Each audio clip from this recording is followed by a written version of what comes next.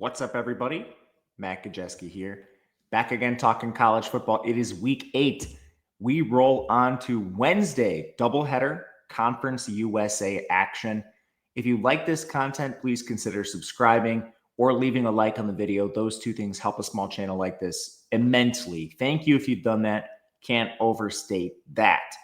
If you have a request for later in the week, we take Friday requests. That whole show is dedicated to what you guys want to hear, what we missed throughout the week. So feel free to leave that below and I will try to get to it. Last thing, if you or someone you know has a gambling problem, please call or text 1-800-GAMBLER. All right. Conference USA dominating these weekday slates. We have Delaware taking on Jacksonville State. This is a 2.5-point spread in favor of the road Delaware. The total in the game is 57.5. So in this contest, you have Delaware coming off a bye. Last time we saw them, they lost the game to Western Kentucky that came down to the wire. They had a 48% post-game win expectancy.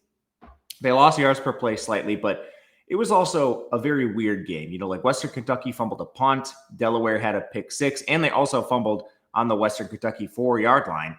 They had a turnover on down at the Western Kentucky 22, and they missed a field goal themselves. So when you look at just raw errors in the game, there certainly were more on the Delaware side and a lot of argument for them to win that game. Other contests, they beat Florida International, which looks very nice after last night. FIU beat Western Kentucky themselves. They beat UConn, and they lose to Colorado. Semi-respectable game there. Yards per play was very close, 5.7 to 6.0. If it hadn't been for turnovers and turnover on downs and a block punt, that game against Colorado would have been closer. And a lot of rest for this team, buys in 2 of their last 3 weeks. For Jacksonville State, they've also impressed that they lose to Central Florida by 7 points. Relatively competitive game. They beat Liberty in a game where they had a 55% post-game win expectancy. Lose to Georgia Southern. It was a close game, single digits. Yards per play was close. They lose to Southern Miss, who I personally think is a little better than other people do. And the turnover battle was lost by Jacksonville State 4-1. And most recently, we saw them against Sam Houston, and it leaves kind of a bad taste in your mouth. 2-point win, 27% post-game win expectancy. Honestly, I think it should have been worse for this team. Like, they should have won the game by more. I don't agree with the post-game win expectancy. They had a field goal blocked. They fumbled at their own 1-yard line. They had a turnover on down at the Sam Houston 40, so they had to win with a field goal. I don't know. Sam Houston's not a very good team. You shouldn't be messing around there, but still.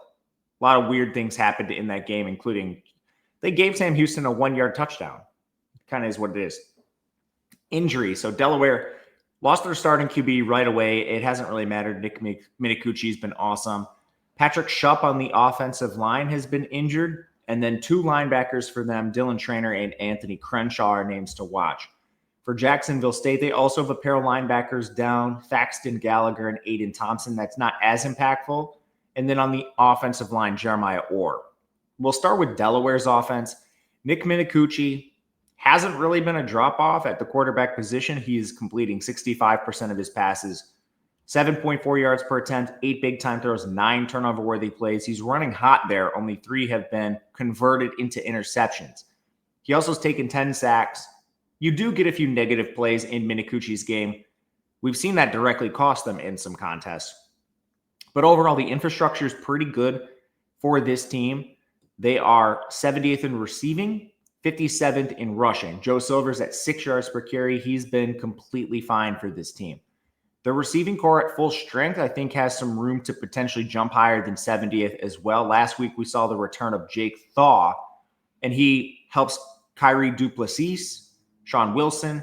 All those players are above 200 receiving yards. Kyrie Duplessis, the Coastal Carolina transfers at 340. Offensive line for this team is in the top 60. They are 62nd in pass blocking, 58th in run blocking. They have not played a good group of defensive lines. Not a single one in the top 50 yet, but they have faced 3 in the top 60. So they've played some average defensive lines, but basically everyone in this unit comes in above average. No one really stands out as a complete stud. Anwar O'Neal is the best they have. But overall, this is a quality unit, just not something to really write home about. Jacksonville State's defense. They've not really been tested. They've played one top 74 offense, that was Southern Miss. They've allowed a lot of production at times. Ethan Vasco, 11.6 yards per attempt. The UCF quarterbacks, they use multiple and they came at 9.5. Otherwise, they've been pretty good. On the ground, they allowed Liberty 5 yards per carry. Same thing to Georgia Southern. Otherwise, they've been good outside of that. So they come in 79th in run defense, 37th in pass rush, and 69th in coverage. When you look at their unit, I think their two best players are Trevor Woods and Malcolm Jones at defensive back. That's a pair of safeties. The defensive line is all above average themselves, but not by much. This is a quality unit, but not anything full of studs in this conference. I think it's still going to be one of the tougher tests Delaware has faced to this point, at least among the G5 teams. UConn, of course, is a pretty good offense.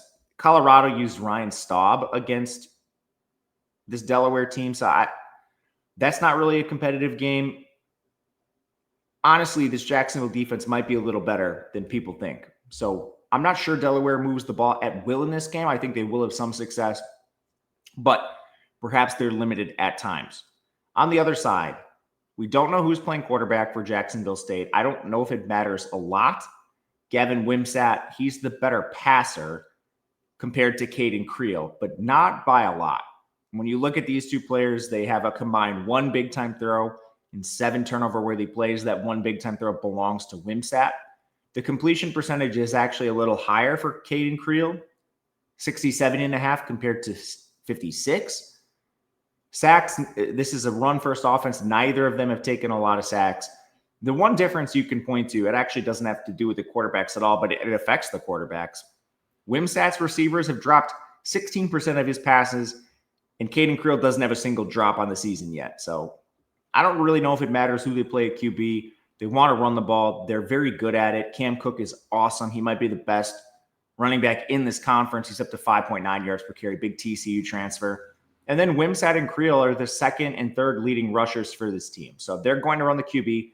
They're going to have an efficient running attack. And when they throw, at least they can chuck it up to Brock Rechsteiner, big 6'4" receiver on the perimeter.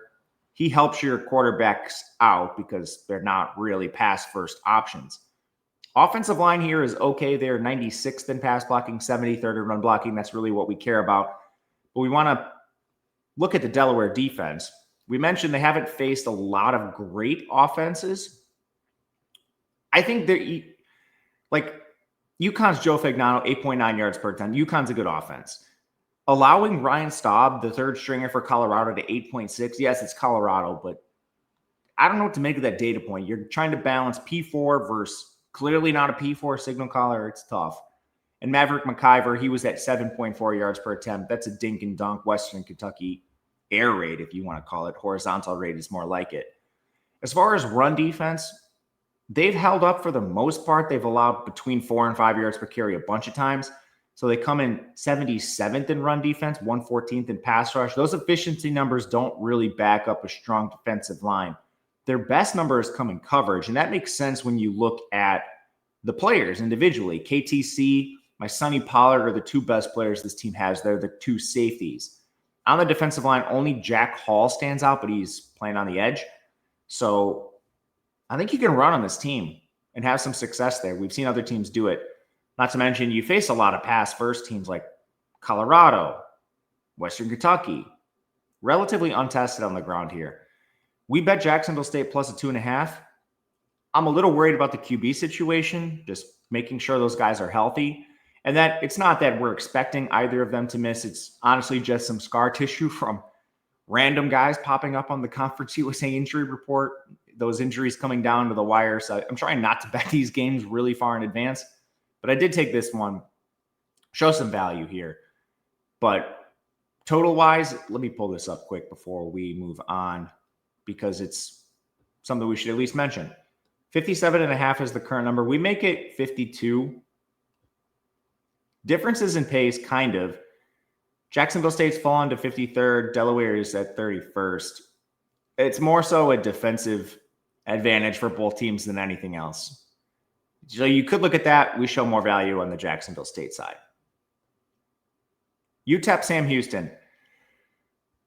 Oh, hopefully you're just watching the Delaware game. I know a lot of you will have quad box on, but this is the bottom of Conference USA. UTEP is a 2.5-point favorite on the road with a 47.5 total in the game. So this greasy game among all greasy games, UTEP. They have a single win that was against FCS UT Martin. They've now lost to Utah State, Texas, predictably. UL Monroe, they played them close. That was a single-digit game. They got blown out by Louisiana Tech, and then last week they played Liberty to a 19-8 game. On the Sam Houston side, they had a week 0 contest. They lost to Western Kentucky. Followed that up with losses to UNLV, Hawaii, Texas, New Mexico State by double digits before the Jacksonville State game last week where they lost by 2 points, and we broke that game down, how Jacksonville State really got in their own way throughout the contest. So we're at the bottom of the conference here. Injury-wise, as you can imagine, both these teams are full of them. Probably the top 2 receivers on UTEP have been out for some time now, Cam Thomas, Jaden Smith. Tight end Luca Matamoros has been out. On the offensive line, Jake Utley, he was limited last game. Linebacker Joshua Rudolph and defensive back Dante Thompson for UTEP are all names to watch. For Sam Houston, their 2 best defenders, Jameer Diaz, he didn't play at all last week, and C.J. Brown, their safety, he was very limited. On offense, tight end Braden Lawton, running back Elijah Green, he's their leading receiver, and then actual receivers Derek Bledsoe and Avion Smith-Mack have all been hurt for this team. So for UTEP, they are, I think, going to move to Skylar Locklear. They still did the double quarterback thing last week where we saw Malachi Nelson play a little bit. He didn't do anything to earn the job back, and the reason he lost the job, 13 turnover-worthy plays converted to 9 interceptions, 10 sacks. It's not all his fault. His receivers did drop 12% of his passes, but the real problem is the turnovers. And Locklear, I don't know if it's better. He's barely played this year. His completion percentage is the exact same as Nelson's, 54%. His yards per attempt, almost the exact same, 6.3 to 6.1. He has 2 big-time throws and 3 turnover-worthy plays. If you extrapolate this very small sample from Locklear, the passing is like identical. The only difference is the receivers haven't dropped any of his passes yet, whereas Nelson, again, the 12% drop rate from receivers on his passes. One other difference, it could come down to sacks. Locklear looks a lot more mobile than Nelson. So I don't know if it's really an upgrade, perhaps maybe a percentage or two. Bottom line, the quarterback position for UTEP is an utter disaster. And the receiving game's not doing a lot to help. We mentioned all of the injuries. We mentioned the drops. They're rotating these players week after week. There's no consistency. The snaps aren't even consistent. It's an absolute nightmare trying to predict who is going to even be on the field for this team. So it should come as no surprise it's been an inefficient unit that ranks 128th in the country. Their run game, 119th. Hassan Wilson's at 5.3 yards per carry. I wish they would kind of just remove him, or I guess play him more, sorry. I wish they would remove Ashton Emery. The one question I have here is maybe Locklear perhaps unlocks a little more in the run game if they can get some design stuff going. I don't know if they will. The offensive line is not good. They're outside the top 100 in pass blocking and run blocking. They've not played any good defensive lines either, so this is a complete disaster. They basically have 2 above-average interior players, James Williams and Joseph Immediato, and the rest of the group is rough, particularly on the tackles, the outside group. So can Sam Houston exploit that offensive line? Maybe. They've played some pretty strong offenses. The strength of this unit appears to be up front. They're 28th in run defense, 96th in pass rush. The real question I have is they've gotten absolutely demolished by some teams. Like they allowed Logan Fife in New Mexico State, 9.8 yards per attempt. Jacksonville State ran the ball on this team, 5.9 yards per carry. But they've done a decent job against most of the other teams. The real question with Sam Houston's defense is injuries. Jameer Diaz is the best player on the defense, on the defensive line. And the safety, C.J. Brown, with his limited, I just don't understand why they put limited snaps for him. He's the second best defender. So if either of those guys miss, God forbid both, this team could be cooked. They just don't have a lot of good players, and 2 of them right now are at risk of missing the game. On the Sam Houston offense, I don't really know what to say, man. Like, they're trying to take a quarterback who's not a good thrower in Hunter Watson and put him in an air raid scheme. It's gone poorly, and when they've tried to put Mabry Matauer, the player that Longo actually recruited, He's played a little bit. It's been like immediate interceptions, catastrophic negative plays for the offense. Just like play to your team's strengths, man. Like you don't have to just like be one of these guys. We run our scheme no matter what. The best coordinators play to their strengths, and you can have air raid principles. But Hunter Watson has a 59% completion percentage, 1 big-time throw, 5 turnover-worthy plays, 15 sacks. Part of the reason is the infrastructure is bad. So I'm not sure even if you change the offense, they would have success. The 15 sack comes on a 37% pressure rate. The pressure to sack ratio individually is 23.5%. Both those numbers are really high. The drop rate's high. It's 8.3%. We mentioned the skill players for UTEP. They've been worse for Sam Houston somehow. Like UTEP 128th in receiving. Sam Houston's 130th. UTEP 119th in rushing. Sam Houston's 134th. Hunter Watson leads the team in rushing, the QB. The only redeeming factor here is they returned Alton McCaskill. He's the only one who's had even some success on the ground. He's at 5.3 yards per carry. We've seen him play a lot of places now. He was at Colorado. He was at Houston. He's a talented back for Conference USA.